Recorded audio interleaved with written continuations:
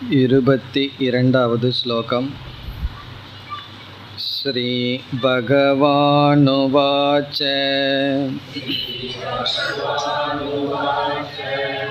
பிரகாசம் ச பிரவ்ருத்திம் ச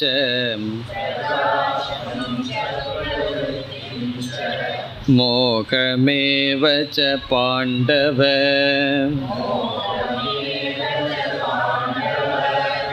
ந த்வேஷ்டி சம்பிரவ்ருத்தானி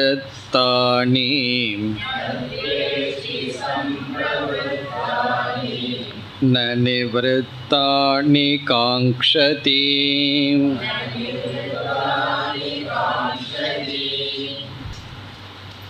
குணங்களை கடந்தவனுடைய அடையாளங்கள், லக்ஷணம், பிறகு குணங்களை கடக்கும் உபாயம், இவைகளை நாம் பார்த்து வருகின்றோம். அர்ஜுனனுடைய கேள்வியில் முதல் பகுதி 3 குணங்களையும் கடந்தவனுடைய அறிகுறி லிங்கம் என்ன? அதற்கு நாம் சென்ற வகுப்பில் பதில் பார்த்து முடித்தோம். ஞானியானவன் சத்துவம், ரஜஸ், தமஸ் என்கின்ற 3 குணத்தையும் அனுபவிக்கின்றான். 3 குணங்களும் அவனுக்கு வருகின்றது. ஆனால் அந்த குணங்களில் இருக்கின்ற பாதிப்பு வருவதில்லை, குணங்களில் இருக்கின்ற தோஷம் அவனுக்கு வருவதில்லை. இருந்தபோதிலும் அவன் சத்துவ குணத்தை உடையவனாக இருப்பான், சத்துவ பிரதானத்துடன் இருப்பான்.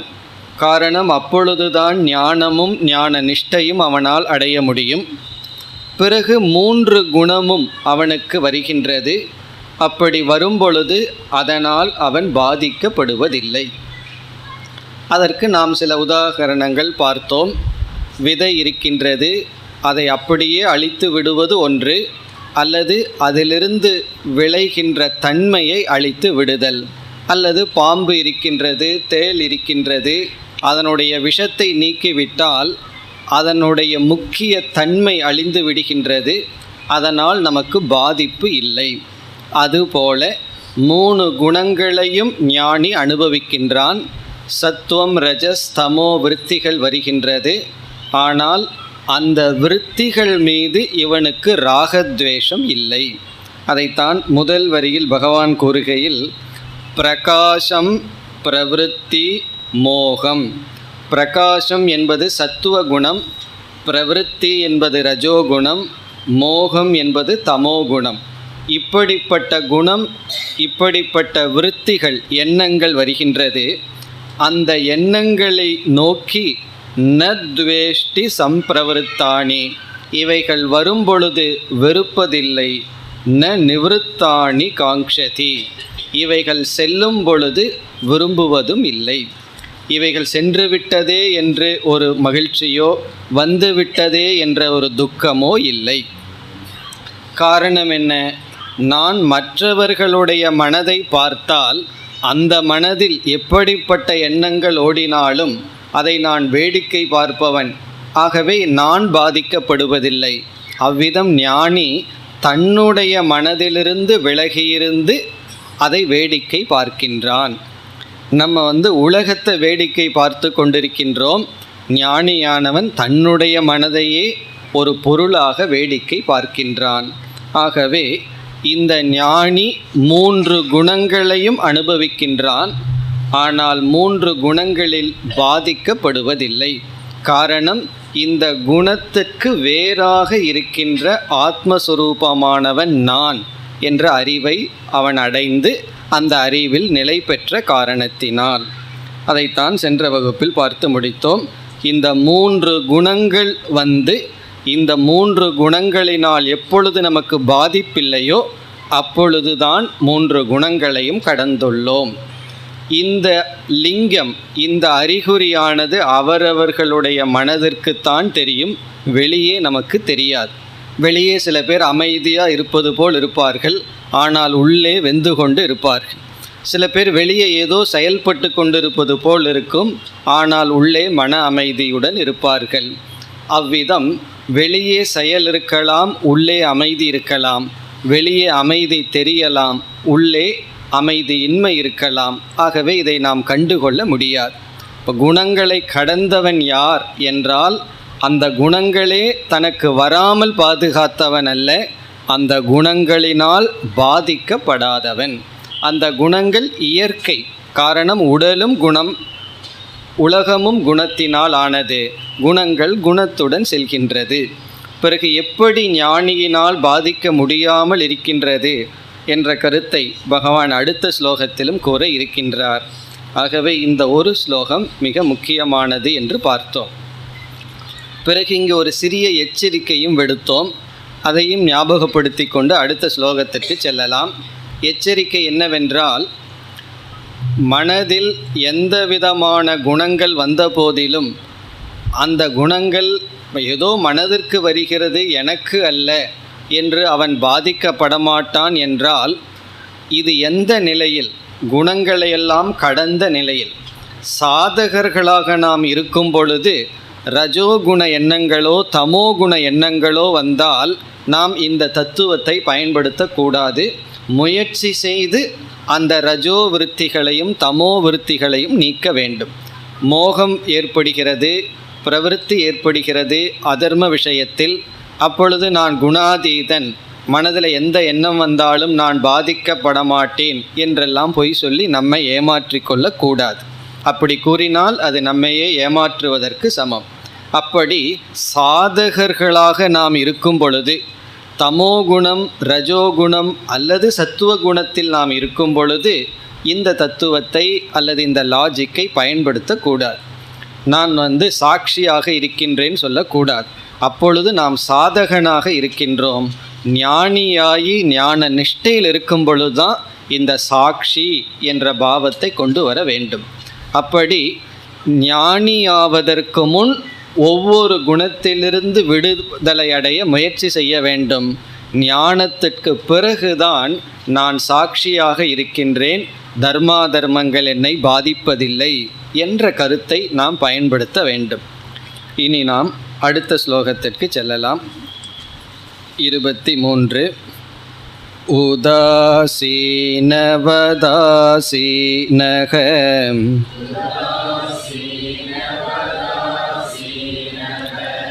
குணைர்யோ ந விசால்யதே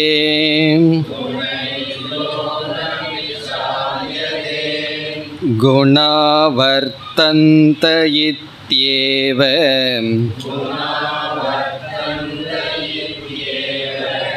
யோவதிஷ்டதி நேங்கதே.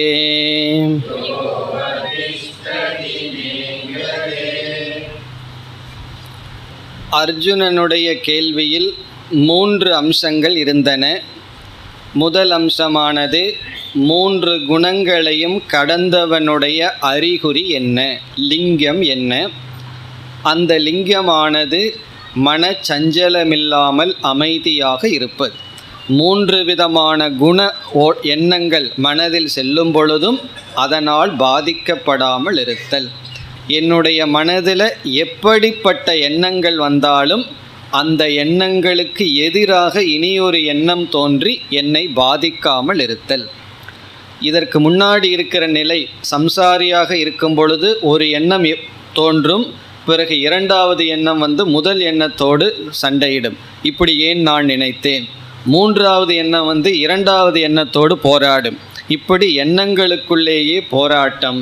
ஞானி தனக்குள் போராட்டம் இல்லை. இதை செய்யலாமா, அதை செய்யலாமா, நான் ஏன் இப்படி சொன்னேன், இப்படி ஏன் சிந்தித்தேன், இப்படிப்பட்ட போராட்டம் இல்லாமல் இருப்பதுதான் குணாதீதனுடைய லிங்கம், அடையாளம். இனி அடுத்த கேள்வி, ஆச்சாரம். கிம், அவன் எப்படி தன்னை நடத்தி கொள்வான், அவனுடைய ஆச்சாரம் என்ன? இங்கு ஆச்சாரம் என்றால் அவனுடைய தன்மை, அவனுடைய நேச்சர், அவனுடைய சொரூபம் என்ன? உண்மையில் லிங்கம், ஆச்சாரம் இந்த இரண்டும் ஓரளவுக்கு ஒரே பொருளை உடையதுதான். கீதையில் ஸ்தித பிரக்ஞ லக்ஷணம் என்று 2வது அத்தியாயத்தில், பிறகு பராபக்த லக்ஷணம் என்று 12வது அத்தியாயத்திலும், இங்கு குணாதீத லக்ஷணம் என்று இந்த அத்தியாயத்திலும் வருகின்ற கருத்துக்களெல்லாம் ஒரே கருத்து தான். ஞான நிஷ்டை அடைந்தவனுடைய லக்ஷணம் சொரூபம். அவன் எப்படி தன்னை நடத்தி கொள்வான்? ஏற்கனவே சொன்ன கருத்தை தான் மீண்டும் பகவான் சொல்கின்றார். 23, 24, 25 இந்த 3 ஸ்லோகங்களில் ஆச்சாரத்தை பகவான் கூறுகின்றார். 23 முதல் 25 வரை இதை நம்ம குணாதீதனுடைய நடத்தை என்று எடுத்துக்கொள்ளலாம், அல்லது குணாதீதனுடைய தன்மை என்று எடுத்துக்கொள்ளலாம். சொரூபம், அவனுடைய நேச்சர், அவன் எப்படி மற்றவர்களையும் தன்னையும் நடத்தி கொள்வான். பராபக்தன் எப்படி மற்றவர்களை நடத்தி கொள்வாங்கிற இடத்துல பகவான் அத்வேஷ்டா சர்வபூதானாம்னு சொன்னார். அந்த பக்தின்னு சொல்லும்போது அன்புங்கிற இடத்துக்கு ஆப்போசிட்டாக துவேஷம் இல்லைன்னு சொன்னார். அதே போல் ஸ்தித பிரஜ்ஞ லக்ஷணத்துக்கும் ஒரு விதத்தில் சொன்னார். ஆத்மன்யேவ ஆத்மனா துஷ்டகன்னு சொன்னார். அதுபோல் இங்கும் சில அறிகுறிகளை அல்லது அவனுடைய நடத்தையை குறிப்பிடுகின்றார். அவன் எப்படி மற்றவர்களிடத்திலும் தன்னிடத்திலும் நடந்து கொள்வான். இங்கு கூறுகின்ற முதல் கருத்து உதாசீனவத் ஆசீனக. ஆசீனகன அமர்ந்திருக்கின்றான். ஆசீனகன அமர்ந்திருக்கின்றான். இந்த இடத்துல அமர்ந்திருக்கின்றான்னா வாழ்ந்து கொண்டு இருக்கின்றான் அர்த்தம். அவன் இவ்விதம் வாழ்ந்து கொண்டு இருக்கின்றான். எவ்விதம் என்றால் உதாசீனவத், உதாசீனனை போல, உதாசீனனை போல வாழ்ந்து கொண்டு இருக்கின்றான். இந்த உதாசீனவத் ரொம்ப முக்கியம். உதாசீனனாக இருக்கிறான்னு பகவான் சொல்லவில்லை. அப்படி சொல்லிட்டு அது ஞானியினுடைய பெருமை அல்ல. ஒருவரை பார்த்து நீ ரொம்ப உதாசீனனாக இருக்கன்னு சொன்னால் அது அவனை புகழ்வதா? அது இகழ்வதற்கு சமம். உதாசீனனாக இருக்கின்றான் என்று சொல்லவில்லை, உதாசீனனை போல வாழ்ந்து கொண்டு இருக்கின்றான். அதுக்கு ரொம்ப வித்தியாசம் இருக்குது. உதாசீனனை போலங்கிறதுக்கும் உதாசீனங்கிறதுக்கு ரொம்ப வித்தியாசம் இருக்குது. அதாவது ஒருவரிடம் நீங்கள் அறிவாளி அப்படின்னு சொல்கிறோம், அல்ல இனி ஒரு சமயத்தில் நீங்கள் அறிவாளியை போல் இருக்கிறீர்கள்னு சொல்கிறோம். எவ்வளோ வித்தியாசம்! நீங்கள் உங்களை இவ்வளோ நாளாக அறிவாளின்னு நினச்சேன் அப்படின்னு சொன்னால் என்ன அர்த்தம்? முழுமையாக வேறு அர்த்தம். அதே போல் உதாசீனன்னு சொன்னால் மோசம்னு அர்த்தம். உதாசீனனை போல என்றால் அது பெருமையை குறிக்கின்றது. இப்போ உதாசீனன் என்றால் நிஷ்பக்ஷக, அதான் லட்சணம். நிஷ்பக்ஷகன்னு சொன்னால் யாருடைய பட்சத்திலையும் சேர்ந்து கொள்ள மாட்டார்கள். பட்சம்னா யார் சைடும் சேர்ந்து கொள்வதில்லை. வீடுன்னு வந்தாவே இருக்கிறது 3 பேராக இருக்கும். 2 பேர் சேர்ந்துட்டு ஏதாவது ஒரு பட்சபாதம் வந்துடும். கொஞ்ச நேரம் இந்த பக்கம் சேர்ந்துக்கிறது, கொஞ்ச நேரம் இந்த பக்கம் சேர்ந்துக்கிறதுன்னு சொல்லி அப்படி ஏதோ ஒரு பக்கத்தில் சேர்ந்து கொள்ளுதல். இது நிஷ்பக்ஷக. நிஷ்பக்ஷகன்னு சொன்னால் யாருடனும் சேர்ந்து கொண்டு இனி ஒருவரை தாக்குவதில்லை. உதாசீனன். ஒரு உதாசீனன்னா எதையும் கண்டு கொள்ளாமல் இருத்தல். அவர் எதையும் கண்டுக்கிறது இல்லைன்னு சொல்லுவார்கள். அப்படி நம்ம வீட்டிலையே எதையும் கண்டுக்காமல் இருந்தால் தான் மகிழ்ச்சி.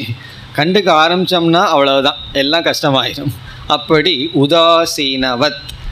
இதில் ரொம்ப புரிந்து கொள்ள வேண்டிய கருத்து, பொறுப்பில்லாமல் ஞானி இருப்பான்னு அர்த்தம் கிடையாது. அவன் முழு பொறுப்போடு இருக்கின்றான்.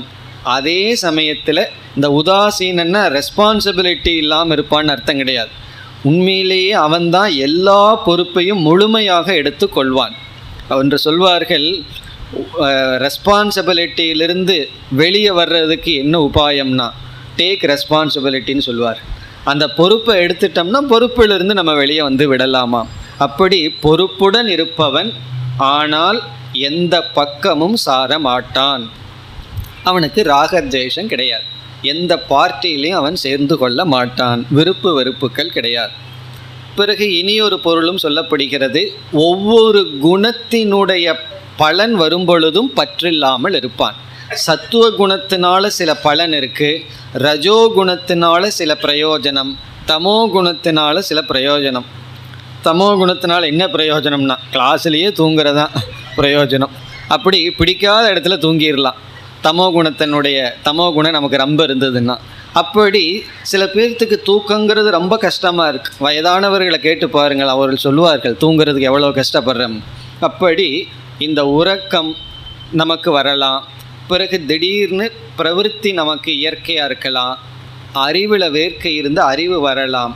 இப்படியெல்லாம் ஒவ்வொரு குணம் கொடுக்கின்ற நலன் அல்லது சுகத்தில் பற்றில்லாமல் இருத்தல், அதிலேயே உதாசீனனாக இருத்தல். சரி, இந்த குணம் வந்திருக்கு, அதோட சரி, இந்த குணத்தினோட பலனை இப்பொழுது அனுபவிக்கின்றேன் என்று குணங்களினுடைய பலனில் பற்றில்லாமல் இருத்தல். இப்போ உதாசீனவத் ஆசீனக, ஆசீனகன அவன் உதாசீனனாக இருக்கின்றான், எதையும் கண்டு கொள்வதில்லை. அதனுடைய அர்த்தம் என்னன்னு சொன்னால் அவன் பொறுப்போடு இருக்கின்றான், ஆனால் அந்த குரோதம் இவைகளெல்லாம் இல்லை. இனி அடுத்தது குணைஹி யக ந விசால்யதே. குணைஹி என்றால் குணங்களினால், யக இங்கு குணங்கள் என்றால் குணங்களினுடைய காரியங்களினால், சத்துவம் ரஜஸ் தமஸ் இவைகளினுடைய காரியங்களினால், இவைகளினுடைய ரிசல்ட்னால, யக எவன் ந விசால்யதே அசைக்கப்படுவதில்லையோ, எந்த குணமும் இவனை அசைப்பதில்லையோ, குணங்களினால் இவன் அசைக்கப்படாதவன். இதனுடைய அர்த்தம் என்ன? குணங்கள்னால அசைக்கப்படாதவன்னு சொன்னால் குணங்கள் அசைச்சு கீழே விழுக்காட்டி விடுமா என்றால், இங்கு மிக அழகாக விளக்காசிரியர் கூறுகிறார்கள், குணங்களினால் அசைக்கப்படுவதில்லை என்றால் எதிலிருந்து அசைக்கப்படுவதில்லை? விவேக தர்ஷனத்தகன்னு சொல்கிறார். இவன் அறிவிலிருந்து அசைக்கப்படுவதில்லை. விவேக தர்ஷன அவஸ்தாதக, இவனுக்கு ஒரு விவேகம் இருக்குது, அறிவு இருக்குது. இந்த அறிவு அசைக்கப்படாமல் இருக்கின்றது. ஒரு அறிவை நம்ம அடைஞ்சிருந்தோம்னா சில சமயங்களில் வெளியே இருக்கின்ற தூண்டுதல் நம்ம அறிவை அசைச்சிரும். அதற்கு பிறகு இவ்வளவும் தெரிஞ்சு அந்த நேரத்தில் நான் விட்டுட்டேனேன்னு சொல்லுவோம். இப்போ இந்த அறிவு அசைவுக்கு உட்பட்டது. வெளியே இருக்கிற சூழ்நிலைகளெல்லாம் நம்ம அறிவு என்னதான் அடைஞ்சிருந்தாலும் அந்த அறிவை வெளிக்கொண்டு வராமல் அந்த வெளி சூழ்நிலைகள் நம்முடைய குணங்களெல்லாம் சென்று விடுகிறது. இவன் எப்படிப்பட்டவனாக இருக்கின்றான்னா, விதவிதமான சூழ்நிலைகள் குணங்கள் வந்தாலும் அதனால் இவனுடைய அறிவிலிருந்து அசைக்கப்படாமல் இருக்கின்றான். இவனுக்கு என்ன அறிவு இருக்கோ அந்த அறிவிலேயே நிற்கின்றான் என்று பொருள். ஆனால் அவ்வளோ சுலபம் அல்ல. இதெல்லாம் யாருக்குன்னா குணாதீதனுக்கு தான். இதை பார்த்து நம்ம கோபமோ பொறாமையோ படக்கூடாது. கொஞ்ச நாள் ஆக மெதுவாக அந்த தன்மை நமக்கு வரும். குணாதீதனாகிவிட்டால் நம்ம மனதில் வருகின்ற குணங்கள் நம்ம அறிவில் இருந்து நம்மை விலக்கி விடாது. நம்ம என்ன அறிவை சம்பாரித்து வச்சிருக்கிறோமோ அந்த விஷனோடையும் இருப்போம். இந்த குணங்களும் மேலோட்டமாக சென்று கொண்டு இருக்கும். அந்த அறிவு இந்த குணங்களை பார்த்து கொண்டு சாட்சியாக பார்த்து கொண்டு இருக்கும். அதைத்தான் குண அறிவிலிருந்து இவன் வீழாமல் இருப்பான். எல்லாருடைய வாழ்க்கையினுடைய வீழ்ச்சி எங்கே ஆரம்பிக்கின்றதுன்னா, அறிவில் வீழ்ச்சி ஆகும் பொழுது தான் படிப்படியாக வாழ்க்கையில் வீழ்ச்சி வருகின்றது. இந்த அறிவை நம்ம விடும் பொழுது தான் மீதியெல்லாம் ஒவ்வொன்றாக தொடர்கிறது. அப்படி இந்த அறிவிலிருந்து வீழாமல் இருப்பான். பிறகு எப்படிப்பட்ட அறிவு? அதை இரண்டாவது வரியில் பகவான் கூறுகின்றார். இப்போ இங்கே 2 லட்சணம் சொல்லியிருக்கின்றார். உதாசீனனை போல் இருப்பான், தன்னை சுற்றி என்ன நடந்தாலும் அதில் பாதிப்பு இல்லை. பிறகு இரண்டாவது அறிவிலிருந்து அசைக்கப்படுவதில்லை என்றார். இனி எப்படிப்பட்ட அறிவு அதை கூறுகின்றார். குணாஹா வர்த்தந்தே இத்யேவ யக அவதிஷ்டதி. அவதிஷ்டதினா இந்த அறிவுடன் இருக்கின்றான். அவதிஷ்டதினா இந்த அறிவுடன் இருக்கின்றான். எந்த அறிவு? இத்யேவ இப்படிப்பட்ட அறிவு. அந்த அறிவு என்ன என்றால் குணாஹா வர்த்தந்தே. குணாஹா வர்த்தந்தே என்றால் குணங்கள் தான் குணங்களிடம் இருக்கின்றது. ஏற்கனவே சொல்லியிருக்க, குணாகா குணேஷு வர்த்தந்தே, குணங்கள் குணங்களில் செல்கின்றது. இப்போ இந்த இடத்துல குணாகா என்றால் நம்முடைய சரீரம், நம்மளுடைய உடலே மாயையிலிருந்து தோன்றியது. மாயை 3 குணம் வடிவம்னா நம்முடைய உடலும் முக்குண வடிவம். பிறகு நம்முடைய மனம், உலகத்தில் செய்யப்பட்ட பொருள்கள், இவைகளெல்லாம் குணங்கள். இந்த குணங்கள் குணங்களுடன் சேர்கின்றது, குணங்கள் குணங்களுடன் சேர்ந்திருக்கின்றது, நான் இவைகளுக்கு வேறாக இருக்கின்றேன். இங்கே அந்த கீ பாயிண்ட்னு சொல்கிறது என்னவென்றால், நான்கிறது குணங்களுக்குள் இல்லை, நான் இந்த குணங்களுக்கு சாட்சியாக இருக்கின்றேன். அந்த நான்கிறத குணங்களிலிருந்து வெளியே எடுத்தவன், உடலிலிருந்து வெளியே எடுத்தவன். குணாகா வர்த்தந்தே இதி ஏவ, இந்த உடல் மனம் இவைகளெல்லாம் விஷயங்களோடு சேர்ந்து கொண்டு இருக்கின்றது என்று எவ யக அவதிஷ்டதே, யார் உறுதியாக இருக்கிறார்களோ, ந இங்கதே, ந இங்கதேன்னு கடைசி சொல், நீங்கதே என்றால் அவன் அசைவதில்லை, அறிவிலிருந்து வீழ்ச்சி அடைவதில்லை, சொரூபத்திலிருந்து விலகுவதில்லை. ஒரு அழகான ஸ்லோகமே இருக்குது. எது சம்பத் எது விபத் என்றால், விபத் என்றால் வீழ்ச்சி அடைதல், சம்பத் என்றால், சம்பத்துங்கிறது செல்வம், நமக்கு கிடைக்கிற பொருள்களெல்லாம் சம்பத்துன்னு சொல்கிறது. ஸ்வஸ்வரூபம் பவேத் சம்பத், ஸ்வஸ்வரூபம் பவேத் சம்பத்துனா நாம் நம்மிடத்தில் இருக்கிறது தான் செல்வமா.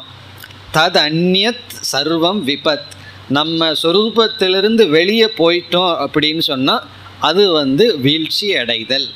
இப்போ எது சம்பத்துனா, நம்ம நினச்சிட்ருக்கோம் பொருள்கள் அடையிறது, வீடு அடையிறது, எதேதோ வெளியே பொருள்கள் அடைவது என்று. ஆனால் நம்மிடத்தில் நாம் இருக்கிறது தான் செல்வம், ஐஸ்வர்யம். நம்மையை விட்டு நாம் வெளியே சென்று விட்டால் அதுதான் விபத், அதுதான் வீழ்ச்சி. அதுதான் இங்கு சொல்லப்படுகின்றது. ந இங்கதே, அவன் அசைவதில்லை, தன்னுடைய அறிவில் நிலை பெற்று நிற்கின்றான்.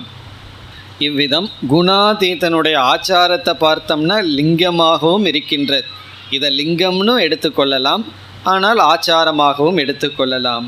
இனி அடுத்த 2 ஸ்லோகங்களில் குணாதீதனுடைய ஒரு மிக முக்கியமான ஆச்சாரம் அல்லது லிங்கத்தை பகவான் கூறுகின்றார். ஆச்சாரம்னா அவன் எப்படி மற்றவர்களை நடத்துவான், இந்த உலகத்தை எப்படி பார்ப்பான். ஏன்னா அவனுக்கும் இதே உலகம்தான், மற்றவர்களுக்கும் இதே உலகம்தான். ஒரு உலகம் ஒருவனுக்கு துயரத்தை கொடுத்துட்ருக்கு, அதே உலகத்தில் ஒருவன் இருந்து கொண்டு மகிழ்ச்சியாக இருக்கின்றான், பாதிக்கப்படாமல் இருக்கின்றான். அது எப்படி? ஆகவே இவனுக்குள் எப்படிப்பட்ட மனநிலை இருக்கின்றது என்று அடுத்த 2 ஸ்லோகங்களில் இந்த சமதர்ஷனம், சமதிருஷ்டி என்பதை விளக்குகின்றார். இந்த சமதிருஷ்டி சமதர்ஷனங்கிறத அச்சாணியை போல, ஞானிக்கு அச்சாணியாக இருப்பது என்னன்னா சமதிருஷ்டி சமதர்ஷனம். உபனிஷத்திலையும் கீதையிலும் பல இடங்களில் பகவான் திரும்ப திரும்ப கூறுவது இந்த சமதிருஷ்டி என்பது. அதை கூறுகின்றார். 24வது ஸ்லோகம். சமதுக்க சுகஸ்வஸ்தக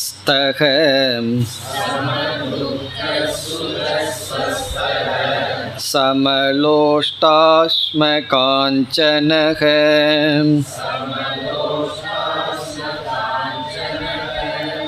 துல்ய பிரியா பிரியோ தீரக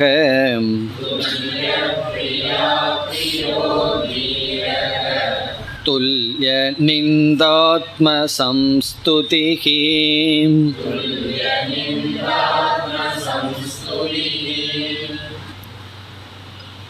சம தர்ஷனத்தை உடையவன், சம நோக்குடன் கூடி இருப்பவன், இதுதான் அவனுடைய ஆச்சாரம்.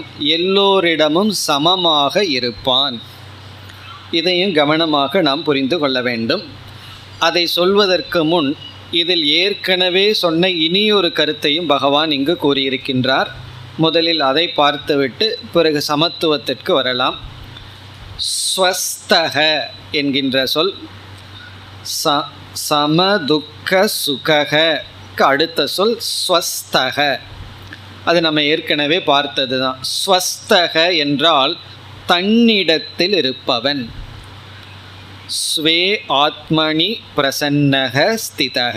ஸ்வே ஆத்மனின தன்னிடத்தில், பிரசன்னகன மகிழ்ந்திருப்பவன், தன்னிடத்தில் மகிழ்ந்திருப்பவன். ஆத்மன்யே ஆத்மனா துஷ்டகங்கிறது தான் இங்கே ஒரே ஒரு சொல்லில் பகவான் சொல்கிறார். ஸ்வஸ்தக.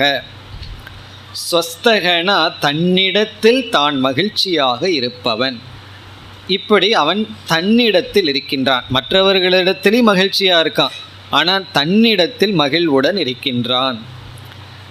சம்சாரம் அல்லது துயரம்ங்கிறதுனுடைய லட்சணமே நம்மிடத்தில் நம்ம சந்தோஷமாக இருக்க முடியலைங்கிறது தான். அதனால தான் நம்மிடத்திலிருந்து நம்ம வெளியே எடுக்கிறதுக்கு தான் இவ்வளவு உலகமே படைக்கப்பட்டிருக்கு. விதவிதமான பொருள்களெல்லாம் எதற்கு படைக்கிறோம்னா, எதற்கு விதவிதமான உணவு விதவிதமான பொருள்களெல்லாம் உருவாக்கப்படுதுன்னா, அது நம்மிடத்திலிருந்து நம்ம வெளியே போகணும், அதற்காகத்தான். காரணம் என்ன? யாரும் தன்னிடத்தில் இருக்க முடிவதில்லை, அதுதான் துயரம். தன்னிடத்தில் இருந்து பழகிட்டோம்னா உலகமே நம்மிடத்தில் இருக்கின்றது. அப்படி ஸ்வஸ்தக, அதாவது ஜீவனார்த்தம், வாழ்க்கை வாழ்வதற்கு எத்தனையோ பொருள்கள் தேவைப்படுகிறது. காற்று தேவைப்படுது, நீர் தேவைப்படுது, உணவு தேவைப்படுகிறது, எவ்வளவோ பொருள்கள். இப்போ ஜீவனார்த்தம் ஸ்வஸ்தனாக இருக்க முடியாது, இனி ஒரு பொருளை சார்ந்திருக்கணும். ஆனால் திருப்தி அர்த்தம் எதையும் சார்ந்திருப்பதில்லை. இந்த ரெண்டு வேறுபாடு தான் நம்ம புரிந்து கொள்ளணும். ஜீவனார்த்தம் வஸ்து அபேக்ஷதே, திருப்தி அர்த்தம் ந அபேக்ஷதே. திருப்தினா நான் மகிழ்ச்சியாக இருக்கிறதுக்கு எனக்கு எந்த பொருளும் வேண்டாம். ஆனால் உயிர் வாழணுன்னா பொருள் வேணும். நான் உயிர் வாழ்ந்தால் தான் மகிழ்ச்சியாக இருப்பேன்னு சொன்னால் ப்ராப்ளம் வந்துடும். உயிர் வாழ்கிறதுலேயே அப்போ விருப்பம் இருக்கக்கூடாதுன்னு அர்த்தம் வந்துடும். உயிர் வாழணும் என்கின்ற நிபந்தனையில் எத்தனையோ பொருள்கள் வேணும், எவ்வளவோ மனிதர்களுடைய துணை நமக்கு வேணும். ஆனால் மன நிறைவுடன் இருக்கணும்னா என்னை தவிர வேறு யாரும் தேவையில்லை. அதான் ஸ்வஸ்தக. இந்த அறிவிலிருந்து விலகாதவன், தன்னிடத்தில் இருப்பவன். இனி இந்த ஸ்லோகத்திலையும் அடுத்த ஸ்லோகத்திலையும் மற்ற அனைத்து சொற்களும் சமதர்ஷனத்துடன் கூடியவன், சமதிருஷ்டியுடன் இருப்பவன், இதே கருத்து தான் வருகின்றது. இப்போ இதனுடைய தாத்பரியத்தை பார்த்து விட்டு பிறகு ஸ்லோகத்திற்குள் செல்லலாம். இங்கு பகவான் உதாரணமாக சிலதை எடுத்துக்கொள்கின்றார். இந்த உலகத்தில் எது இரண்டு விபரீதமாக ஆப்போசிட்டாக இருக்குமோ அப்படி சிலதை உதாரணமாகத்தான் தேர்ந்தெடுக்கின்றார். ஏதோ இரண்டு விபரீதமான அனுபவத்தை எடுத்துக்கொள்ளலாம். அதில் சுகம் துக்கம், குளிர் வெப்பம், மானம் அபமானம், புகழ் இகழ், பிறகு தங்கம் மண், இப்படிப்பட்ட எத்தனையோ பொருள்களை எடுத்துக்கொள்ளலாம். இதில் சிலதை பகவான் எடுத்துக்கொண்டு இதில் எல்லா இடத்திலும் சமமாக இருப்பான் என்று சொல்கின்றார். இந்த சமதிருஷ்டி, சம நோக்கு, இதுவும் மிக ஆழமான கருத்து. ஏதோ சம நோக்குன்னா நமக்கு தெரிஞ்ச அர்த்தம் புரிஞ்ச மாதிரி இருக்குது, ஆனால் அப்படி அல்ல. காரணம், ஞானிக்கு கல்லையும் பிறகு தங்கத்தையும், இங்கே பகவான் சொல்கிறாரு மண்ணாங்கட்டியையும் தங்கத்தையும் ஒரே மாதிரி பார்ப்பான்னு சொல்கிறார். அப்படின்னா அவனுக்கு வித்தியாசம் தெரியாதா, அந்த அறிவும் கூட கிடையாதா அப்படிங்கிற சந்தேகம் வந்துடும். அப்படி அல்ல, தங்கத்தையும் கல்லையும் ஒன்றாக பார்ப்பான், ரெண்டுலேயும் சமதிருஷ்டி உடையவனாக இருப்பான்கிறதனுடைய தாத்பரியம் என்ன? அல்லது புகழையும் இகழையும் ஒன்றாக பார்ப்பான், நண்பர்களையும் பகைவர்களையும் ஒன்றாக பார்ப்பான் என்று சொன்னால் இதனுடைய அர்த்தம் என்ன? அறியாமையினால் வேறுபாடு இவனுக்கு தெரியாமல் இல்லை. குழந்தைக்கு தங்கத்தை கொடுத்தாலும் அல்லது கல்லை கொடுத்தாலும் அதுக்கு சமதிருஷ்டி இருக்கும், ஏன்னா தெரியாது, அறியாமையினால். இப்போ ஞானிக்கு தெரிகின்றது, ஒரு அறிவு வேறுபாட்டை காட்டுகின்றது, வேறுபாட்டை காட்டுகின்ற பிரத்யக்ஷ பிரமாணம் அவனுக்கு இருக்கின்றது. நம்மளுடைய அனுபவ பிரமாணம் வேறுபாட்டை காட்டுகிறது. குழந்தைகளுக்கு அந்த பிரமாணம் வளராத காரணத்தினால் வேறுபாடு தெரியாமல் சமநோக்கில் இருக்கின்றது. ஞானியினுடைய சமதிருஷ்டி அதற்கு மேல் ஒரு பிரமாணத்தை பயன்படுத்தி உள்ளான். அது சாஸ்திர பிரமாணம். பேதம் என்பது நாமரூபத்தில் இருக்கின்றது, வியாவகாரிகத்தில் இருக்கின்றது. இதுதான் ரொம்ப முக்கியமான கருத்து. பேதம்ங்கிறது இருக்கு, விவகாரத்தில் பேதம் இருக்கு, அதிஷ்டானத்தில் பேதம் இல்லை. நம்ம பல முறை திரும்ப திரும்ப சொல்கிற ஒரே ஒரு உதாரணம் ஒரு சர்க்கரையில் விதவிதமான மிருகங்களோட மிட்டாய் செய்யப்பட்டிருக்கு. குழந்தைகளெல்லாம் அந்த மிருகங்கள் வேணும்னு சொல்லி கொண்டு இருக்கின்றது. சிங்க மிட்டாய் வேணுங்குது, ஒரு குழந்தை நாய் மிட்டாய் வேணும்னு சொல்லுது. ஆனால் அதிஷ்டானத்தை பார்ப்பவன் சிங்கத்தையோ நாயையோ புலியையோ சாப்பிட போகிறதில்லை. அவன் சாப்பிட போகிறது அந்த நாம ரூபத்தை அல்ல, அதில் இருக்கிற அதிஷ்டானமான சர்க்கரையை. இப்போ சர்க்கரைங்கிற திருஷ்டி வரும்பொழுது நம்ம ரெண்டையும் அனுபவிக்கின்றோம். வேறுபாடு நமக்கு தெரிகிறது. இந்த பொம்மை எந்த உருவத்தில் இருக்குன்னு தெரிகிறது, இது எப்படி வேறுபடுகிறதுன்னு தெரிகிறது. ஆனால் வேறுபாடு இல்லை என்பதை அதைவிட மேலான அறிவு ஒன்று சொல்கிறது. ரெண்டு அறிவு தான். இந்த ரெண்டு அறிவுக்குள்ள முரண்பாடுகளோ ரகளைகளோ கிடையாது.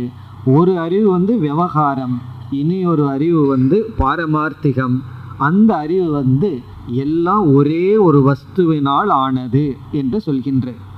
பிறகு இந்த வேற்றுமையும் மாற்றத்திற்கு உட்பட்டது. இப்போ ஒருவன் நண்பன் இருக்கான், அவன் புகழ்ந்து கொண்டு இருக்கின்றான். அல்லது சில பேர் டொனேஷன் வாங்குறதுக்கு முன்னாடி புகழ்வார்கள். பிறகு என்ன ஆகும்னா கொஞ்ச நேரத்துக்கு அப்புறம் அது மாற்றத்திற்கு உட்பட்டது. அவர்கள் எதிர்பார்த்தது கிடைக்கலன்னு சொன்னால் பிறகு இகழ்ந்துட்டு செல்வார்கள். தெரியாமல் இவர் கொஞ்சம் அதிகமாக கொடுத்துட்டாருன்னா இன்னும் கொஞ்சம் புகழ்ந்துட்டு செல்வார்கள். அப்போது ஒரு காலத்தில் கிடைக்கிற புகழ் இனியொரு காலத்தில் எதிரியாக உடனடியாக மாறும். அப்போது மேலோட்டமாக இருக்கின்ற இந்த புகழ் இகழ் இவைகளெல்லாம் மாற்றத்திற்கு உட்பட்டது, அனித்தியமானது. அதே போல் சுகங்களும் துக்கங்களும், சில சமயம் சுகம் வரும், சில சமயம் துக்கத்தை அனுபவிப்போம். இவைகளெல்லாம் மாற்றத்திற்கு உட்பட்டது. பிறகு மாறாதது என்ன என்றால் இதையெல்லாம் அனுபவிக்கின்ற அறிவு சொரூபமான ஆத்மா. இவ்விதம் இவர்கள் அதிஷ்டான ஞானத்தில் மேலோட்டமாக பார்க்கின்ற பேதத்தை பார்த்து கொண்டிருக்கும் பொழுதே அதற்கு ரியாலிட்டி சத்தியத்துவத்தை கொடுக்காமல் அது வெறும் ஒரு வியாவகாரிக நிலையில் இருக்கின்றது என்று புரிந்து கொண்டு இவர்கள் அதனால் பாதிக்கப்படுவதில்லை. இந்த சமத்துவம் என்றால் இருமையினால் பாதிக்கப்படாதவன் என்பது கடைசியான பொருள். இந்த உலகமே இருமையால் ஆனது. உலகத்தில் இருக்கிற ஒரு பதார்த்தத்தை சொல்லிட்டு அதற்கு ஆப்போசிட்டாக ஒன்று இல்லைன்னு சொல்லவே முடியாது. நான் ஒரு பொருள், ஏதோ ஒரு பொருளை நீங்கள் கற்பனை பண்ணி அதற்கு ஆப்போசிட்டாக ஒரு பொருள், அதற்கு எதிரான ஒரு கான்செப்ட் இல்லை என்றால் அப்படி இருக்காது. இப்போ எல்லாத்துக்கும் இருமை இருக்கின்றது, அதற்கு எதிரி இருக்கின்றது. இப்போ இன்பம்னா துன்பம், குளிர்னா வெப்பம், இப்படி எல்லாத்துக்கும் இருக்கின்றது. அந்த இருமையினால் பாதிக்கப்படாதவன், அதுதான் இங்கு சமநோக்குடன் இருப்பான். எல்லோரிடமும் சமமாக இருப்பான்னா யாரை எப்படி நடத்தணுமோ அவர்கள் அப்படித்தான் நடத்துவார்கள். ஏன்னா சில பேருக்கு இந்த விஷயத்தை சொன்னால் அதெல்லாம் முடியாதுன்னு ஆர்கியூ வேற செய்வார்கள். எல்லாத்துக்கிட்டையும் சமமாக இருக்கணும்னு சொன்னால் நான் எப்படி இருக்கிறது, வீட்டில் இருக்கிற சர்வெண்ட் வர்றேன் அவங்ககிட்ட சமமாக இருக்குன்னு சொல்லி உட்கார வச்சுட்டு பேசிகிட்டு இருக்கிறதான்னு நம்ம அப்படியா சொல்கிறோம்? யாருக்கிட்ட எப்படி நடந்துக்கணுமோ அப்படித்தான் நடந்துக்கணும். திருடனை திருடனாக டீல் பண்ணணும், நல்லவனை நல்லவனாக டீல் பண்ணணும். அதில் இங்கு சொல்லவில்லை, ஆழ்ந்த மனதிற்குள் இந்த பொய்மையை பார்த்து ரசித்து கொண்டு இருக்க வேண்டும். சில சமயம் சில பேர் மாலை போடுவார்கள், சில சமயம் சில பேர் அந்த மாலைக்குள்ளே ஏதாவது வெடிகுண்டை வச்சு போடுவார்கள். அப்போது இந்த இரண்டும் என்னென்னா, இந்த இரண்டும் புகழாகட்டும் இகழாகட்டும் இந்த இரண்டும் மாற்றத்திற்கு உட்பட்டது, அனித்தியம். இது உண்மையல்ல என்ற ஞானத்துடன் இருப்பவன், அதாவது இருமையினால் பாதிக்கப்படாதவன். அதே சமயத்தில் விவகாரத்தில் யாரை எப்படி நடத்தணுமோ அவர்களை அப்படி நடத்துவான். ரொம்ப பேர்த்துக்கு பயம் என்னென்னா, வேதாந்தமெல்லாம் நல்லா படிச்சுட்டோம் அப்படின்னா நம்ம கடமைகளை செய்ய முடியாமல் போயிடுமோ. சில பேர்த்துக்கு அப்படி ஒரு பயம் வந்தது. நான் இப்போ ஒழுங்காக வியாபாரம் பண்ணி, ஒழுங்கான்ங்கிறதுக்கு அவர் என்ன அர்த்தம் வச்சுருக்காரோ அதுதான், நான் ஒழுங்காக வியாபாரம் பண்ணிட்டு சந்தோஷமாக லாபத்தில் இருக்கேன், இந்த கீதையெல்லாம் படித்து மனசு கெட்டு போயிட போகுது, என்னால் வியாபாரம் பண்ண முடியாதுங்கிறார். அப்படி ஒரு பயம் வந்துடுது. இதெல்லாம் படித்தோம்னா நம்மளால் ஒன்றும் செய்ய முடியாதோன்னு. அப்படி இல்லை, கீதை படித்தோம்னா ஒரு போலீஸ் ஆஃபீஸர் கொஞ்சம் எக்ஸ்ட்ரா அடி உத கொடுப்பார், ஆசிரியர் எப்படி செய்யணுமோ அதை செய்வார், சன்னியாசி புரிஞ்சிட்டான்னா எக்ஸ்ட்ரா அகிம்சையை பின்பற்றுவான். அவரவர்கள் அவரவர்களுடைய கடமையை நன்கு செய்வார்கள். காரணம் என்ன என்றால் இது எந்த விதமான குழப்பத்தையும் கொடுக்குற சாஸ்திரம் அல்ல, நம்ம புரிகிறது தான் குழப்பம் இருக்கின்றது. அப்படி இந்த சமதர்சனம்னு சொன்ன உடனே எல்லாத்துக்கும் பயம் வந்துடும். அது எப்படி சமமாக இருப்பது? திட்டுறவனையும் அன்பாக 4 வார்த்தையை சொல்கிறவர்களை நீங்கள் எப்படி சமமாக பார்க்குன்னு சொல்வீர்கள்னு நம்மகிட்டே அவர்கள் கோபத்துக்கு வந்து விடுவார்கள். அப்படி கோபத்துக்கு வந்ததுனால தான் நான் இவ்வளோ கஷ்டப்பட்டு சொல்லிகிட்டு இருக்கேன். சில பேர்த்து ஒருத்தர் என்னை திட்டிகிட்டு இருக்காருன்னு சொன்னால் பகவான் சம திருஷ்டி வச்சார்னு சொன்ன உடனே அவங்களுக்குள்ள விஷமம் வந்துடுது. அது எப்படி சமமாக இருக்க முடியும் என்று. சமமாக நடந்து கொள்வதோ பேசுவதோ அல்ல, மனதிற்குள் சமமாக எடுத்து கொள்ளுதல். அது ரொம்ப தூரத்திலிருந்து பார்க்கணும். இப்போ ஃப்ளைட்டில் போயிட்டு இருந்தோம்னா கீழே தென்னை மரமும் புல்லும் ஒரே மாதிரி தான் தெரியும். அவ்வளோ தூரம் நம்ம உயர்ந்த ஒரு திருஷ்டிக்கு போனால் தான் இதில் இருக்கிற வேற்றுமை அந்த வேற்றுமைங்கிற தன்மையை இழந்து விடும். அதைத்தான் பகவான் இங்கு சொல்ல விரும்புகின்றார். அதற்கு சில உதாரணங்கள் எடுத்து கொண்டுள்ளார். நம்ம எவ்வளோ உதாரணம் வேணாலும் எடுத்துக்கலாம். இப்போ சில ஆப்போசிட் பேரை எடுத்துக்கிறார். அதில் எல்லாம் இவன் சமமாக இருப்பான். வியாபகாரிகத்தில் எதை எப்படியோ அப்படி நடந்து கொள்வான். பிரியமானவங்கிட்ட இவன் பிரியமாக பேசுவான், அப்பிரியமானவங்கிட்ட இவன் பேசாமல் இருப்பான். ஆனால் மனதிற்குள் சமமாக பாவிப்பான். அதுதான் இனிமேல் வருகின்ற சொல்லினுடைய சாரம். இனி நாம் ஸ்லோகத்திற்குள் சென்றால், சம துக்க சுகக, எல்லா விதமான பேதத்திலையும் வேற்றுமையிலும் பெரிய வேற்றுமை என்ன? சுகம் துக்கம். இதில் சமமாக இருப்பான். சம துக்க சுகக என்றால் துக்கத்திலையும் சுகத்திலும் சமமாக இருப்பான். துக்கம்னா உடலுக்கு வருகின்ற கஷ்டத்திலையும் உடலுக்கு கிடைக்கின்ற சுகத்திலையும் சமமாக இருப்பான். என்ன, சில சமயங்களில் உடலுக்கு நம்ம விரும்பினாலும் விரும்பாட்டியும் துக்கம் வரும். சில சமயங்களில் விரும்பினாலும் விரும்பாவிட்டாலும் சுகமான சூழ்நிலைகள் நமக்கு கிடைக்கும். அதில் சமமாக இருப்பான். அடுத்தது ஸ்வஸ்தகங்கிறத பார்த்துட்டோம். இனி சம லோஷ்ட அஸ்ம காஞ்சனக. சமம், இந்த ஜடமான சில பொருள்களை எல்லாம் சொல்லி இதில் சமமாக இருப்பான்னு சொல்கிறார். சம லோஷ்ட, லோஷ்டம்னா களிமண் அர்த்தம். நம்ம எல்லாம் மண்ணாங்கட்டின்னு சொல்கிறோமல்ல, அதுதான் களிமண். அஸ்ம என்றால் பாறை கல். காஞ்சனம் என்றால் தங்கம். தங்கம், மண், பிறகு கல், இவைகளில் சமமான புத்தியுடன் இருப்பவன். இந்த வைரக்கல், சாதாரண கல்லெல்லாம் இருக்கே, அதில் எல்லாம் நமக்கு சமமானது கிடைச்சிருமான்னா அவ்வளோ சுலபம் அல்ல. அதனால அது ஞானியினுடைய லட்சணமாக பகவான் கூறுகின்றார்.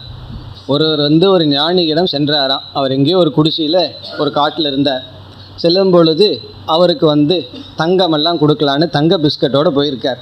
அப்படின்னா அவர் என்ன வியாபாரம் பண்ணுவார்னு உங்களுக்கு தெரிஞ்சிருக்கும். தங்க பிஸ்கட்டோடு ஒரு சூட்கேஸ் நிறையா எடுத்துகிட்டு போய் அந்த ஞானியினோட பேசின உடனே அவர் இந்த வாக்கியத்தையெல்லாம் சொன்னாராம். இப்படி எல்லாத்துலேயும் சமமாக இருக்கணும், அதுதான் சாஸ்திரம் சொன்னது. அப்படி சொன்ன உடனே அவருக்கு வைராகியம் வந்துடுது.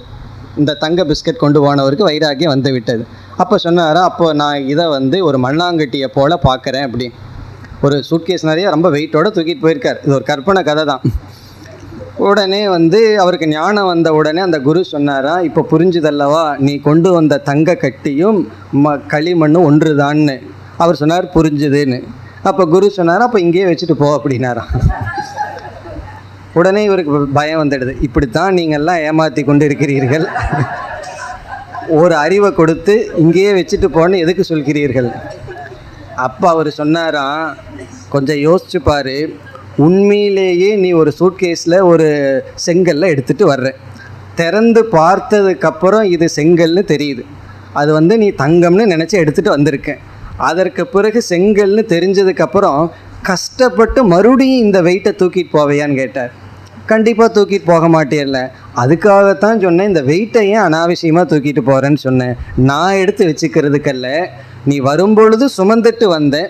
இது உண்மையிலேயே இது உனக்கு கல்லுதாங்கிற அறிவு வந்ததுன்னா மீண்டும் இதை சுமப்பையா? இதை மீண்டும் நான் எடுத்துகிட்டு போகிறேன்னு சொன்னாலே உனக்கு அந்த திருஷ்டி வரலை அப்படின்னு அர்த்தம்.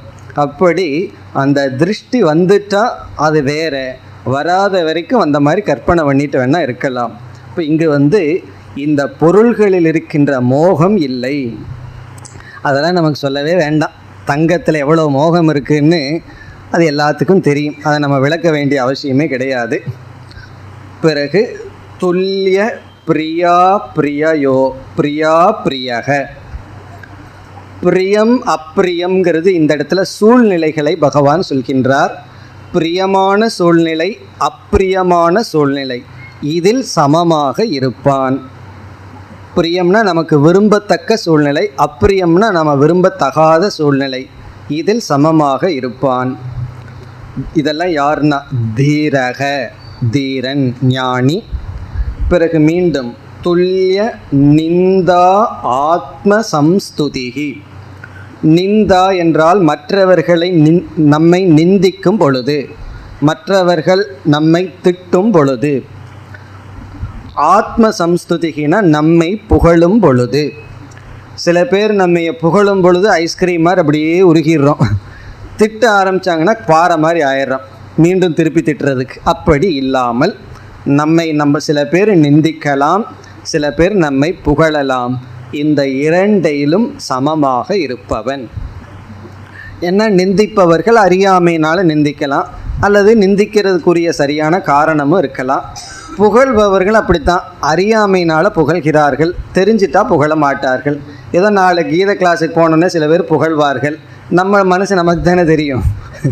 அப்படி அறியாமையினால் அவர்கள் அப்படி புகழ்கிறார்கள், அறியாமையினால் அவர்கள் இகழ்கிறார்கள். புகழ் ஒருவன் புகழ்றான்னு சொன்னாவே ரொம்ப கவனமாக இருக்கணும். புகழக்கூடிய மனநிலை உடையவன் இகழ்வான். ஒருவன் இகழ்கின்றான்னு சொன்னாவே இகழக்கூடிய மனநிலையை உடையவன் பிறகு புகழ்வான். ஆகவே இந்த ரெண்டும் அனித்தியம், எப்போ வேணுமானாலும் மாறும். ஆகவே இதில் இவன் பாதிக்கப்படுவதில்லை. இனி அடுத்த ஸ்லோகத்தில் மீண்டும் சமதிருஷ்டியை பகவான் கூறுகின்றார். மானாபமானயோஸ்துல்யக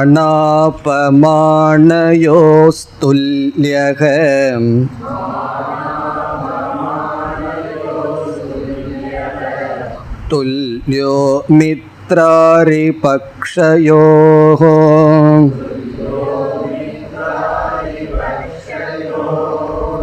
சர்வாரம்ப பரித்யாகி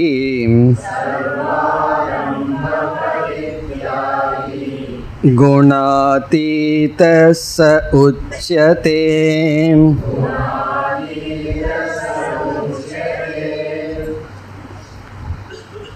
இந்த ஸ்லோகத்தில் புதியதான கருத்து இல்லை, ஏற்கனவே கூறியதைத்தான் பகவான் கூறுகின்றார். மான அபமானயோகோ துல்யக. துல்யக என்ற சொல்லும் சமக என்ற சொல்லுக்கும் ஒரே பொருள். சமகன்னு சொன்னாலும் துல்யகன்னு சொன்னாலும் ஒரே பொருள். மான அபமானயோகோ துல்யக.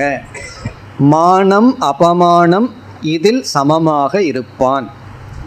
சென்ற ஸ்லோகத்தில் வாக்கில் திட்டுறது, வாக்கில் புகழ்வது, வாயார திட்டுறது, வாயார புகழ்வது. இதில் நடத்தை, நம்மைய ட்ரீட் பண்ணுற விதம். நான் ஒரு வீட்டுக்கு போனேன், என்னை ட்ரீட் பண்ணினது சரியில்லைன்னு சொல்கிறாங்கல்லவா, அப்படி மானம் என்றால் நம்மைய மரியாதையுடன் நடத்துவது. அது வாக்கில் கிடையாது, அது செய்கையில் இருக்கலாம், எப்படி வேண்டுமானாலும் இருக்கலாம். அபமானம்னா நடத்தையில் நம்மை அவமானப்படுத்துவது.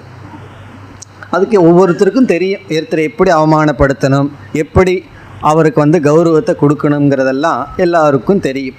அது இடத்துக்கு தகுந்த மாதிரி அந்த பாடி லாங்குவேஜ்னு சொல்கிறது, அந்த லாங்குவேஜ் ஒவ்வொரு லாங்குவேஜ் இருக்குது. அப்படி வாக்கு இல்லாமல் நடத்தைகளில் நம்மை நடத்தி கொள்வது மானம் அபமானம், இதில் சமமாக இருப்பான். பிறகு துல்யக மித்ர அரிபக்ஷயோகோ. மித்ரன நண்பன், அரி என்றால் பகைவன். இந்த 2 பட்சங்களிலும் சமமாக இருப்பவன். நண்பர்களிடத்திலும் பகைவர்களிடத்திலும் மனதிற்குள் சமமாக இருப்பவன். பிறகு 2வது வரியில் சர்வாரம்ப பரித்யாகி, எல்லா செயல்களையும் துறந்தவன். இங்கு ஆரம்பம்னா கர்மம்னு அர்த்தம், சர்வம்னா அனைத்தும், பரித்யாகி எல்லா செயல்களையும் துறந்தவன். எல்லா செயல்களையும் துறந்தவன்கிறதனுடைய அர்த்தம் எல்லா செயல்களினுடைய கர்ம பலனை துறந்தவன். எந்த செயல் இவனிடம் இருந்து வந்தாலும் இந்த பலன் கண்டிப்பாக வேண்டும் என்ற நிபந்தனை அற்றவன். நம்ம ஏதோ ஒரு செயல் செஞ்சிட்ருப்போம், எந்த செயல் வேண்டுமானாலும் இருக்கலாம். அதில் நிபந்தனை, கண்டிஷன் கிடையாது. இதனுடைய பலன் கண்டிப்பாக வர வேண்டும் என்கின்ற நிபந்தனையற்றவன். சர்வ ஆரம்ப பரித்தியாகி. இப்படிப்பட்டவன் யார்? குணாதீதக சக உச்சதே. சக இவன் குணாதீதன், குணங்களை கடந்தவன் என்று உச்சதே சொல்லப்படுகின்றான். இப்படி இருப்பவன் குணங்களை கடந்தவன் என்று அழைக்கப்படுகின்றான். இனி அடுத்த கடைசி 2 ஸ்லோகத்தில் அர்ஜுனனுடைய கடைசி கேள்விக்கான பதில் வருகின்றது. குணங்களை கடக்கின்ற உபாயம். குணங்களை கடந்தவனுடைய அடையாளம், அவன் எப்படி தன்னை நடத்தி கொள்வான்னு கேட்டான். பகவான் பதில் கூறினார். இனி 26, 27 என்ற இந்த 2 கடைசி ஸ்லோகங்களில் கடைசி கேள்விக்கான பதிலை பகவான் கூறுகின்றார். 26. மாம் சயோ விபிசாரேன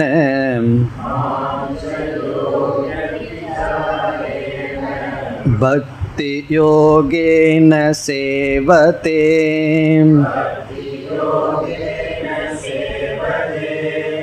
சகுணான் சமதித்யைதான்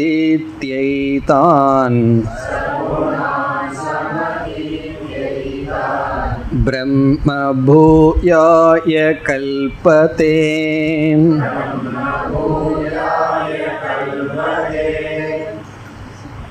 கடைசி கேள்வி என்னவென்றால், ஒருவன் எப்படி குணங்களை கடக்கின்றான்? இந்த கேள்விக்கான பதிலை நாம் ஏற்கனவே பார்த்து விட்டோம். நாம் எப்படி பார்த்தோம்?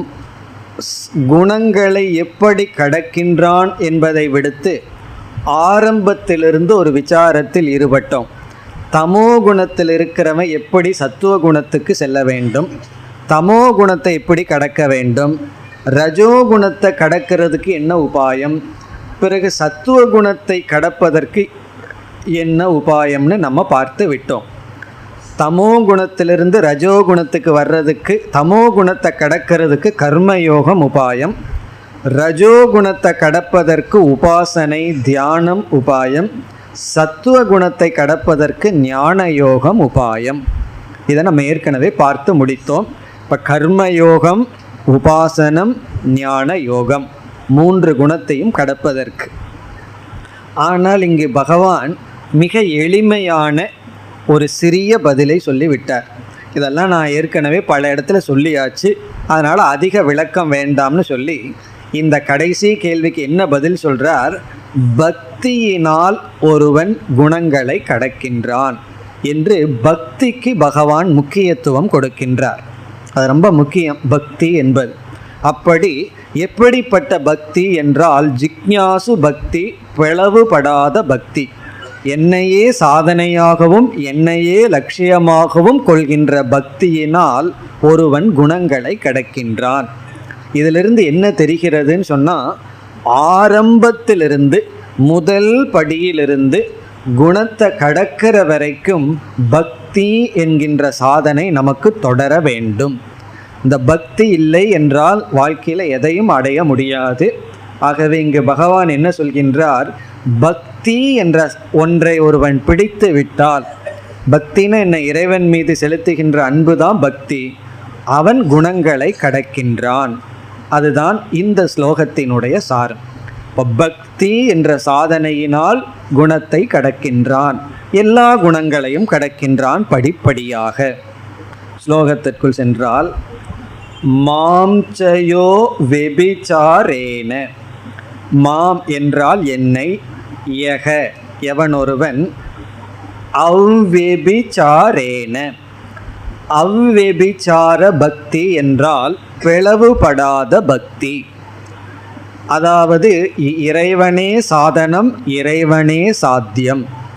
அவ்வெபிசாரேன பக்தி யோகேன சேவதே, பக்தி யோகத்தின் மூலமாக என்னை நாடுகிறார்களோ, யார் என்னை பிளவுபடாத பக்தியின் மூலமாக நாடுகிறார்களோ. அப்போ இங்கு பகவான் சொல்கிற உபாயம் பிளவுபடாத பக்தி. வேறொரு வார்த்தையில் சொல்லணும்னா நிஷ்காம பக்தி, சகாம பக்தி அல்ல. நிஷ்காம பக்தியினால், பிளவுபடாத பக்தி யோகத்தினால் யார் என்னை வழிபடுகிறார்களோ சக குணான் சமதீத்திய ஏதான் குணான், அவன் இந்த குணங்களை கடந்து, ஏதான் குணான் சமதீத்தியன கடந்து, பிரம்ம பூயாய கல்பதே, பிரம்ம பூயாயன பிரம்மஸ்வரூபமாவதற்கு தகுதி அடைகின்றான். கல்பதேனா ஃபிட்டுன்னு அர்த்தம், அதற்கு அவன் தகுதியை அடைகின்றான். பிரம்ம பூயாயன பிரம்மஸ்வரூபமாகவே இருப்பதற்கு, முக்தனாக இருப்பதற்கு, சம்சாரியாக இல்லாமல் ஜீவனாக தன்னை நினைக்காமல் பிரம்மஸ்வரூபமாகவே தான் இருப்பதற்கு அவன் தகுதியை அடைகின்றான். கல்பதேன அர்ஹதின் அர்த்தம், அர்ஹதையை அவன் அடைந்து விடுகின்றான். இப்போ இங்கே பகவான் கூறிய உபாயம் மிக எளிமையானதாக தெரிகிறது. ஆனால் அந்த பக்திங்கிறது அவ்வளவு எளிமையானதல்ல. ஒருவர் மீது அன்பு செலுத்துறதுங்கிறது அவ்வளோ விளையாட்டான காரியம் அல்ல. அவருக்கு எதை வேணாலும் கொடுத்துடலாம், ஆனால் அன்பை கொடுக்க முடியுமான்னு அவ்வளவு சுலபம் அல்ல. ஆனால் அந்த அன்பினுடைய துணை கொண்டு தான் கர்மயோகத்திலிருந்து நிதித்தியாசனம் கடைசி வரைக்கும் அந்த பக்தி, பகவான் மீதுள்ள நம்பிக்கை, அதனால தான் நம்ம மேலே வர முடியும். கொஞ்சம் ஏதோ சாஸ்திரம் படிச்சுட்டு எனக்கு எல்லாம் தெரிஞ்சாச்சு, இனிமேல் நான் பூஜை பண்ண மாட்டேன், தியானம் பண்ண மாட்டேன், ஸ்லோகமெல்லாம் சொல்ல மாட்டேன்னெல்லாம் சொல்லக்கூடாது. அந்த பக்திங்கிறது ஆரம்ப நிலையிலிருந்து கடைசி வரைக்கும் நமக்கு ஒரு உறுதுணையாக இருக்கின்ற சாதனம். அதைத்தான் பகவான் முக்கியத்துவம் கொடுக்க விரும்பி இந்த பக்தியினால் தான் குணங்களை கடக்கின்றான் என்று சொல்லி இனி அடுத்த ஸ்லோகத்தில் முடிவுரை செய்கின்றார். 27 பிரம்மணோகி பிரதிஷ்டாகம்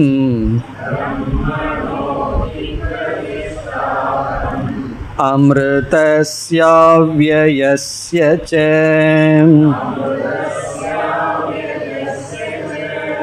சாஸ்வதஸ்ய ச தர்மஸ்ய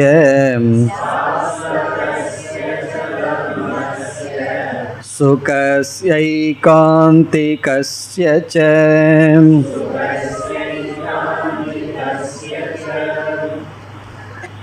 இந்த இறுதி ஸ்லோகத்தில் பகவான் பிரம்மனாக இருத்தல் என்றால் என்ன என்று பிரம்மஸ்வரூபத்தை கூறி, இப்படிப்பட்ட நிலையில் குணாதீதன் இருக்கின்றான். குணாதீதன் கடைசியில் சென்று அமர்கின்ற இடம் என்ன, அது இங்கு சொல்லப்படுகிறது. பிரம்மணகி பிரதிஷ்டா அகம். அகம் என்றால் இங்கு பகவான் தன்னையே சொல்லிக்கிறார். நான் பிரம்மணக பிரதிஷ்டா. நான் பிரம்மணக பிரதிஷ்டான்னா நானே பிரம்மஸ்வரூபமாக இருக்கின்றேன். இங்கே பிரதிஷ்டான ஸ்வரூபகன் அர்த்தம். நானே பிரம்மஸ்வரூபமாக இருக்கின்றேன். இப்படிப்பட்ட என்னை குணாதீதன் அடைகின்றான். அதான் சாரம். நானே பிரம்மஸ்வரூபமாக இருக்கேன். என்ன பிரம்மஸ்வரூபமாக இருக்கிறதுக்கு அர்ஹதை அடைகிறான்னு சென்ற ஸ்லோகத்தை சொன்னார். அப்போ பிரம்மஸ்வரூபம் என்ன என்ற கேள்வி வரும்போது நான் தான். இப்போ ஈஸ்வரன் தான், பகவான் தான் பிரம்மஸ்வரூபம். பிறகு அந்த பிரம்மஸ்வரூபம் எப்படிப்பட்டது? அமிர்தஸ்ய. அமிர்தம்னா மரணமற்றது. அமிர்தம் மரணமற்ற நானாக இருக்கின்ற பிரம்மன். பிறகு அவ்யயஸ்ய. அவ்யயஸ்ய என்றால் அழியாதது, மாறாதது. இப்போ மரணமற்றதுன்னு சொன்னால் நமக்கு ஒன்று சந்தேகம் வரலாம். மரணமே இல்லாமல் கஷ்டப்பட்டுட்டே கூட இருக்கலாம் அல்லவா? பகவான் சொல்கிறார், இனிமேல் உனக்கு மரணம் இல்லைனா எப்படின்னா நீ நோயிலேயே இருந்து கொண்டே இருப்பாயின்னு சொன்னால் அது அப்படிப்பட்ட மரணம், அதுக்கு மரணமே பெட்டர். அப்படி உன்னை சாகடிக்காமல், சில பேர் சொல்லுவார்கள் பகவான் என்னை சாகடிச்சிடலாம், சாகடிக்காமல் இவ்வளோ கஷ்டத்தை தொடர்ந்து கொடுத்துட்டே இருப்பாரேன்னு சொல்லி. அப்படி அவ்யயம்னா மாற்றமடையாதது, தேய்வடையாதது, அப்படியே இருப்பதுன்னு அர்த்தம். அதே சமயத்தில் அழியாதது. பிறகு சாஸ்வதஸ்ய தர்மஸ்ய. இந்த இடத்துல கவனமாக நம்ம பார்க்க வேண்டியது தர்மம்ங்கிற சொல்லுக்கு ஞான யோகம்னு அர்த்தம். சாஸ்வதஸ்ய தர்மஸ்யனா என்றும் உள்ள ஞான யோகத்தினுடைய லட்சியமாக இருப்பது இது. சாஸ்வதஸ்ய தர்மஸ்ய லட்சியம்னு அர்த்தம். தர்மம்னா இங்கு இந்த சாதனை தொடர்ந்து பரம்பரையாக வந்து கொண்டிருக்கின்ற இந்த சாதனையினுடைய ஞான யோகத்தினுடைய இலக்காக இருப்பது தான் இந்த பிரம்மன். இதெல்லாம் பிரம்மத்திற்கு அடைமொழிகள். ஏன்னா சென்ற ஸ்லோகத்தில் குணாதீதன் பிரம்மஸ்வரூபனாவதற்கு தகுதியை அடைகிறான்னார். அந்த பிரம்மஸ்வரூபம் என்னன்னா முதல்ல சொல்கிறார், நான் தான் அந்த பிரம்மஸ்வரூபம், அது அமிர்தம், அது அவ்யயம், அது ஞான யோகத்தினுடைய லட்சியம். பிறகு சுகஸ்ய ஐகாந்திகஸ்யச, ஐகாந்திக சுகம் என்றால் துக்கம் களவாத சுகம், ஐகாந்திக சுகம் ஸ்வரூபம்னு அர்த்தம். என்ன மற்ற சுகமெல்லாம் துக்கம் கலந்ததாக இருக்கு. ஒரு சுகம் இருக்கும் பொழுதே துக்கம் கலந்ததாக இருக்கிறது. ஒரு பொருள் வாங்கி சாப்பிட்றோம்னா நல்லா இருக்கேன்னு நினைக்கும் போது எவ்வளோ ரூபா கொடுத்தேன்னு நினைக்கும் போது துக்கம் வந்துடுது. இவ்வளோ ரூபா போச்சேன்னு சொல்லி. வீடு வாங்கினேன்னு சொல்லி அதை பார்க்குறோம், ஐயையோ அது நல்லா இருக்குது, ஆனால் பேங்க்கில் வச்சுருந்த பணமெல்லாம் இல்லையேன்னு தோணுது. அதே போல் கார் வாங்குகிறோம், எது வாங்கினாலும் அதற்கான ஒரு துக்கமும் சேர்ந்து இருக்கு. ஆனால் இந்த சுகம் துயரம் களவாத சுகம். இப்படிப்பட்ட நானாக இருக்கின்ற அமிர்தமாக அவ்யயமாக ஞானயோகத்தின் லட்சியமாக என்றும் சுகமாக ஆனந்த பூர்ணஸ்வரூபமான பிரம்மத்தில் நிற்கின்றான். பிரம்மமாக அவன் நிற்கின்றான். யார்? இங்கு கூறிய பக்தியை ஒரு ஊன்றுகோலாக பிடித்து கொண்டு குணங்களையெல்லாம் முறையாக கடந்த குணாதீதன் என்று இந்த ஸ்லோகத்துடன் இவ்வத்தியாயம் முடிவடைகின்றது. ஓம் தத்சத் இதி ஸ்ரீமத் பகவத் கீதாசு உபனிஷத்சு பிரம்ம வித்யாயாம் யோகசாஸ்திரே ஸ்ரீகிருஷ்ணார்ஜுன சம்வாதே குணத்ரய விபாகயோகோ நாம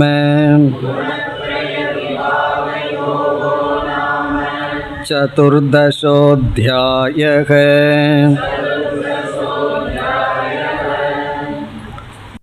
ஓம் பூர்ணமதః பூர்ணமிதம் பூர்ணாத் பூர்ணமுதச்யதே பூர்ணஸ்ய பூர்ணமாதாய பூர்ணமேவாவசிஷ்யதே.